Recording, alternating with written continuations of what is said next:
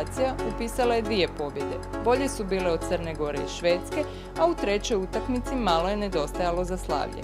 Nakon 1:1 u setovima, Norveška je bila bolja u raspucavanju sa 7:4. Djevojke sada očekuje odlučujuća utakmica protiv Ukrajine, dok će dečki na domaćina Španjolsku.